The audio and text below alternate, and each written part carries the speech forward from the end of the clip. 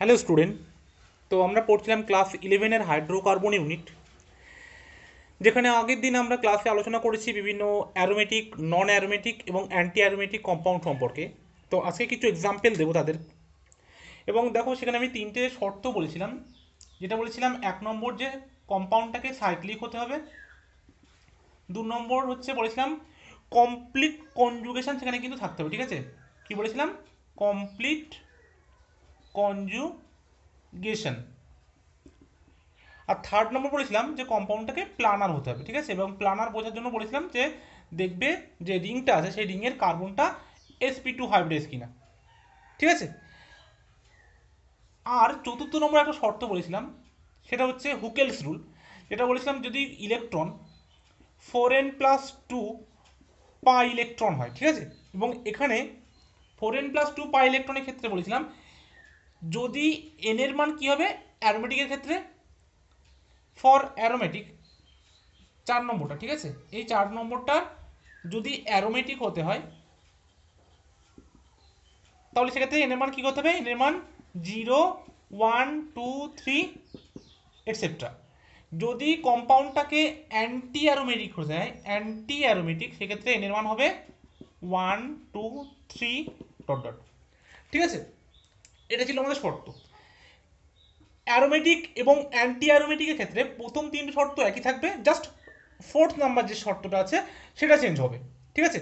যেমন আমরা যদি অ্যারোমেটিকের ক্ষেত্রে এন এর মান 0 বসাই, ঠিক আছে? অ্যারোমেটিকের ক্ষেত্রে যখন এন এর মান আমরা কত বসাচ্ছি? 0, তখন ইলেকট্রন সংখ্যা কত আছে দেখো? 2 পাই ইলেকট্রন, ঠিক আছে? 2 পাই ইলেকট্রন। এবার এই পাই ইলেকট্রনের ক্ষেত্রে কি বলেছিলাম, পাই ইলেকট্রনটাও হতে পারে লোন পেয়ার হতে পারে, আবার নেগেটিভ চার্জও কিন্তু হতে পারে। এবং সেক্ষেত্রে বলেছিলাম, যদি নেগেটিভ চার্জ বা লোন পেয়ার হয়, সেটা কোনটা কনসিডার করবো না? যেটা কিনা কনজুগেশনে অংশগ্রহণ করবে। যেটা কনজুগেশনে অংশগ্রহণ করবে না সেটাকে কিন্তু আমরা ধরবো না। এবং সেটা এক্সাম্পলে আমি দেখাবো একটু পরেই।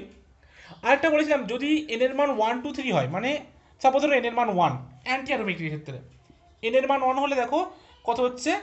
6 পাই ইলেকট্রন, ঠিক আছে? 6 পাই ইলেকট্রন। তাহলে এটাকে কি বলবো আমরা? সরি, এটা দেখো, অ্যারোমেটিকের ক্ষেত্রে 4n+2 pi electron, but anti অ্যারোমেটিকের ক্ষেত্রে 4 নম্বর শর্তটা কিন্তু আলাদা। তিনটে শর্ত অ্যারোমেটিক এবং অ্যান্টি অ্যারোমেটিকের ক্ষেত্রে একই, এই যে তিনটে শর্ত বক্স করেছি।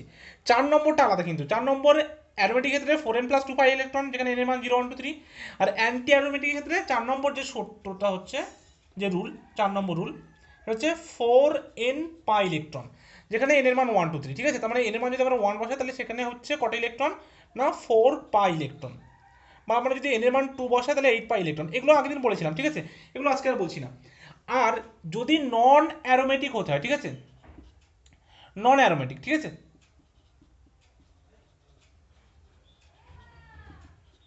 নন অ্যারোমেটিকের ক্ষেত্রে কি বলেছিলাম, এই যে তিনটে শর্ত দেওয়া আছে, তিনটের মধ্যে যদি একটা না মেনে চলে, যে কোনো একটা, তাহলে সেটাকে আমরা বলবো নন অ্যারোমেটিক, ঠিক আছে?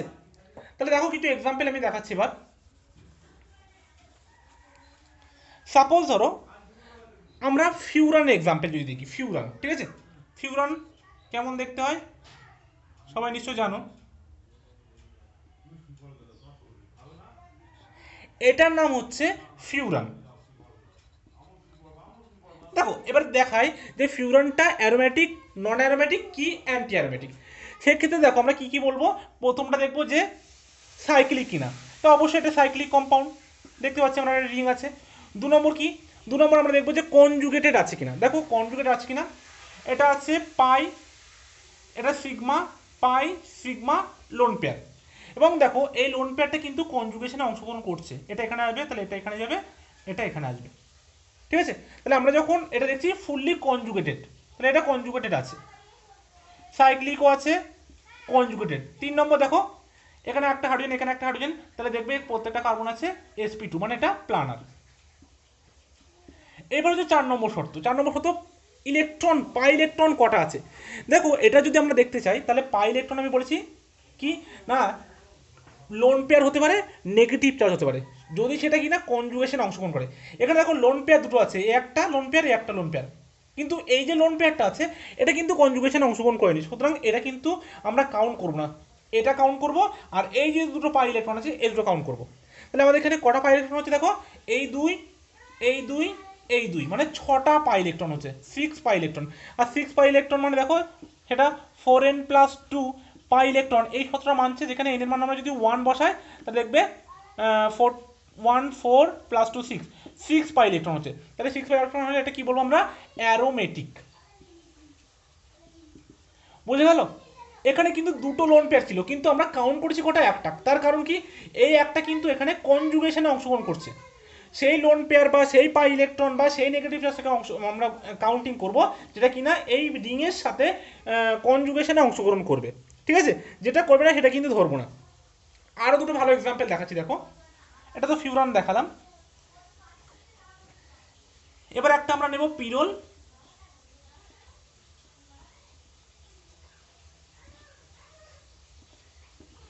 আর একটা নেব আমরা পিরিডিন।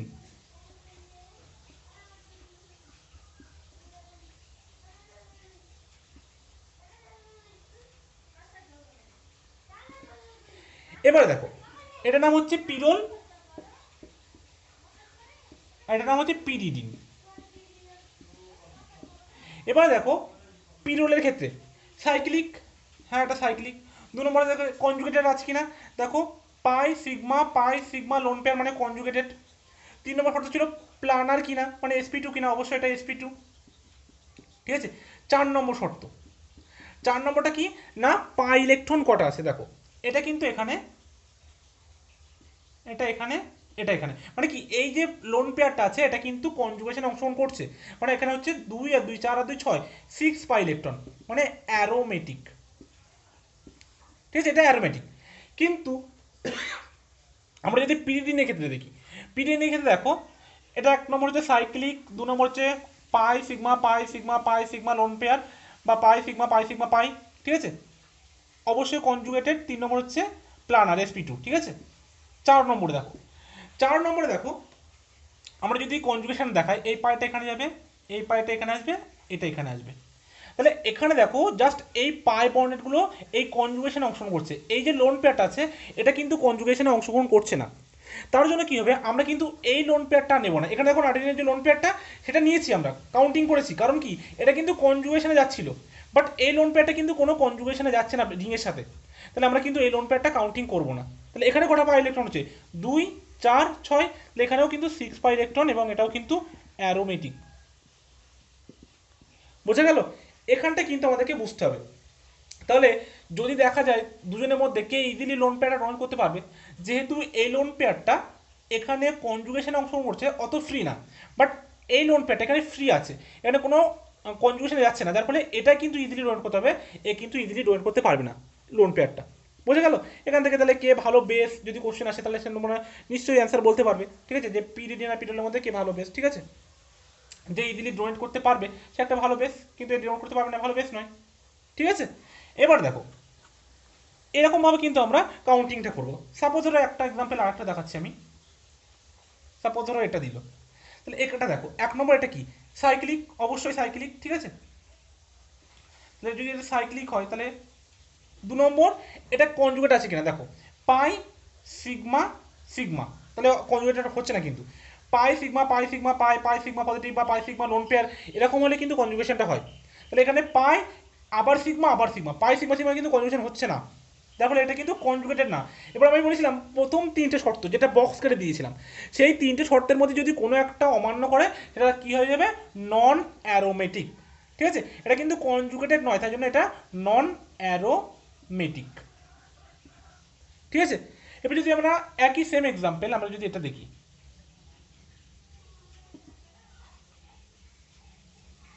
এটা ক্ষেত্রে দেখো কনজুগেটেড, সরি সাইক্লিক।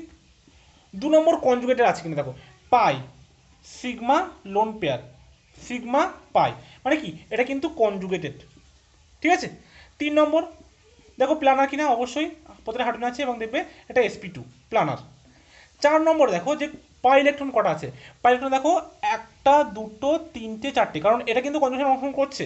ঠিক আছে? তার জন্য 1 2 3 4 4 পাই ইলেকট্রন। আর 4 পাই ইলেকট্রন মানে সেটা অ্যান্টি অ্যারোমেটিক। ঠিক আছে? এইভাবে কিন্তু আমরা কোনো একটা কম্পাউন্ড দিলে সেটা অ্যারোমেটিক অ্যান্টি অ্যারোমেটিক সেটা কিন্তু এভাবে বিচার করব, এবং সেটার সাহায্যে আমরা কোনটা বেশি স্টেবল কোনটা কম স্টেবল সেটাও কিন্তু বিচার করব। ঠিক আছে, মনে আছে তো কোন স্টেবিলিটির অর্ডারটা? প্রথমে অ্যারোমেটিক, তারপর নন অ্যারোমেটিক, সব থেকে আনস্টেবল অ্যান্টি অ্যারোমেটিক। ঠিক আছে, এবার আজকে আমরা যেটা নতুন টপিক শুরু করব সেটা হচ্ছে আমাদের বেনজিনের প্রিপারেশন, কিভাবে আমরা বেনজিন প্রস্তুতি করব। দেখো আমরা এবার পড়বো বেনজিন প্রস্তুতি। বেনজিন মাইকেল ফ্যারাডে সর্বপ্রথম আবিষ্কার করেন, কিন্তু বেনজিনের যে প্রধান উৎস সেটা হচ্ছে আলকাত্রা, যেটা সর্বপ্রথম হফম্যান আবিষ্কার করেন, যা আলকাত্রা থেকে। ঠিক আছে, এবার বেনজিনের পরীক্ষাগারে কীভাবে আমরা প্রস্তুতি করব। দেখো সর্বপ্রথম যেটা পড়বো আমরা অ্যাসিটিলিন থেকে, এবং তোমাদেরকে অলরেডি এটা পড়েছি অ্যাসিটিলিনের যখন আমি রিয়াকশান পড়েছিলাম, অ্যাসিটিলিন পলিমারাইজেশন রিয়াকশানে, মনে করে দেখো অ্যাসিটিলিন থেকে মনে পড়ছে যে সাইক্লিক পলিমারাইজেশন অফ অ্যালকাইন যেখানে পড়েছিলাম সেখানে কিন্তু যে 3 অণু আমরা অ্যাসিটিলিন নিয়েছিলাম, অ্যাসিটিলিন সংকেত কি? HC triple bond CH, CH triple bond CH, CH triple bond CH. এটাকে কী করছিলাম আমরা 873 কেলভিন টেম্পারেচারে রেড হট আয়রন টিউব বা কপার টিউবের মধ্যে দিয়ে কিন্তু আমরা চালনা করেছিলাম। ঠিক আছে, রেড হট কপার টিউবের মধ্যে দিয়ে চালনা করেছিলাম। করলে কি হবে, এই 3 অণু অ্যাসিটিলিন পরস্পর জুড়ে অ্যাসিটিলিন তৈরি করে, বেনজিন তৈরি করে। ঠিক আছে, CH double bond CH, CH double bond CH, CH double bond CH. ঠিক আছে, এভাবে কিন্তু বেনজিনটা তৈরি হয়। তাহলে এটা মুছে দিলাম। নেক্সট আমরা দেখবো 2 নম্বর, সেটা হচ্ছে সোডিয়াম বেনজোয়েটের ডিকার্বক্সিলেশন। ঠিক আছে, হেডিং দেবে সবাই সোডিয়াম বেনজোয়েটের ডিকার্বক্সিলেশন দ্বারা। সোডিয়াম বেনজোয়েটের ডিকার্বক্সিলেশন দ্বারা। দেখো ডিকার্বক্সিলেশন মানে বুঝতে পারছো যে কার্বন ডাইঅক্সাইড বাড়ানো। ঠিক আছে, দেখো এখানে কি হবে, আমরা একটা সোডিয়াম সল্ট অফ বেনজিন নেব। ঠিক আছে, সোডিয়াম বেনজোয়েট, এটা হচ্ছে সোডিয়াম বেনজোয়েট COONA। এবার এখানে আমরা কি করব, সোডা লাইম দ্বারা হিট করব। সোডা লাইম কি, NaOH CaO হিট করলে কি হবে, দেখো এখান থেকে Na2CO3 বেরিয়ে যাবে, Na2CO3 এটা বেরিয়ে যাবে, আর এই যে হাইড্রোজেনটা ছিল এই হাইড্রোজেনটা এখানে জুড়ে যাবে। কি বার হবে এখান থেকে, Na2CO3, আর এটা কি রিপ্লেস করবে, হাইড্রোজেন। বুঝতে পারছো, এটাই বেনজিন। হাইড্রোজেনটাকে দেখানো যা না দেখানো তাই। ঠিক আছে, এটা হচ্ছে কিন্তু আমাদের বেনজিন। তারপরে আছে আমাদের ফেনল থেকে। দেখো আমরা যদি মানে ফেনলকে জিঙ্ক ডাস্ট দ্বারা হিট করি, এটা মুছে দিলাম।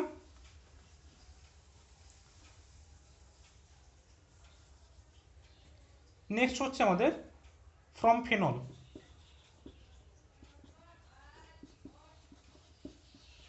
ফেনলের সংকেত নিশ্চয়ই সবাই জানো, C6H5OH। এখানে আমরা কি করব, জিঙ্ক ডাস্ট দেব, জিঙ্কের গুঁড়ো, সাথে কি করব, হিট দেব। দিলে কি হবে, এখান থেকে ZNOটা বেরিয়ে যাবে আর এইচটা পড়ে থাকবে। ঠিক আছে, কি বার হবে আমাদের, বার হবে জিঙ্ক অক্সাইড এবং বেনজিন উৎপন্ন হবে। ঠিক আছে, তাহলে এটা মুছে দিলাম। এবার আমরা পড়ব বেনজিন সালফোনিক অ্যাসিড থেকে। বেনজিন সালফোনিক অ্যাসিড থেকে। দেখো বেনজিন সালফোনিক অ্যাসিডের সংকেত হচ্ছে বেনজিনের সাথে SO3H, এটাকে বলা হয় বেনজিন সালফোনিক অ্যাসিড।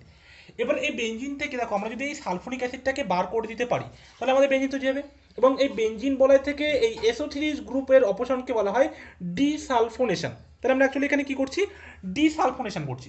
ঠিক আছে, ডি সালফোনেশন দ্বারা। এবার এখানে আমাদের কি করতে হবে দেখো, এখানে আমরা জল ইউজ করব বা লঘু এসিএল ইউজ করতে পারো, ঠিক আছে, ডাইলুট এসিএল বা ওয়াটার যে কোনো একটা ইউজ করতে পারো।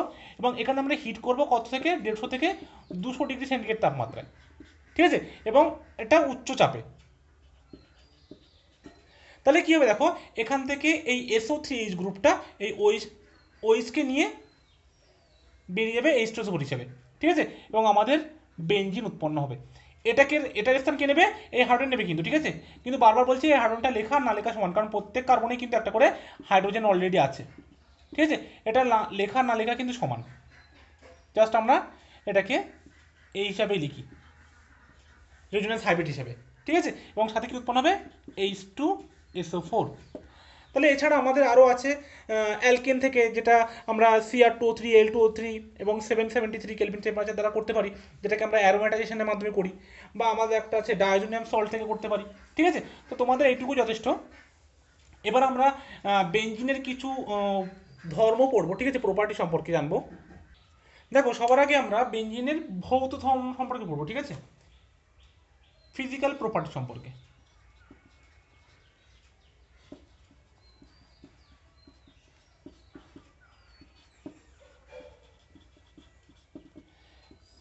দেখো অ্যাকচুয়ালি বেঞ্জিন কি, বেঞ্জিন তো একটা অ্যারোমেটিক কম্পাউন্ড, সেই জন্য কী হয় দেখো, বেঞ্জিনটা একটা বিশিষ্ট গন্ধযুক্ত হয়, ঠিক আছে, এটা একটা বিশিষ্ট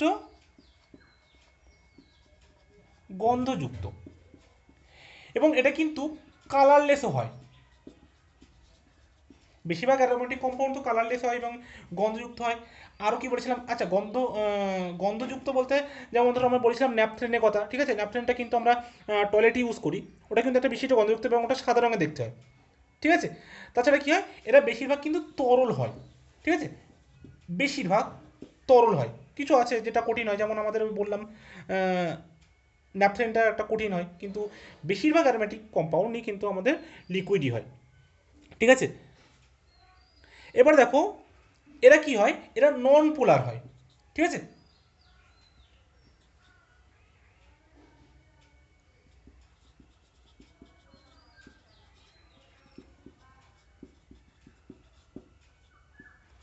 এই নন পোলার হওয়ার কারণ কি, দেখো অ্যারোমেটিক কম্পাউন্ড মানে কি, এখানে কার্বন হাইড্রোজেন এরকমভাবে থাকে। তো এবার কার্বন আর হাইড্রোজেনের ইলেকট্রোনেগেটিভিটি মোরঅললেস সেম, মানে এদের ডিফারেন্স কিন্তু খুব বেশি না, সেই জন্য কিন্তু এরা নন পোলার হয়, ঠিক আছে, বা অধ্রুবীয় প্রকৃতির।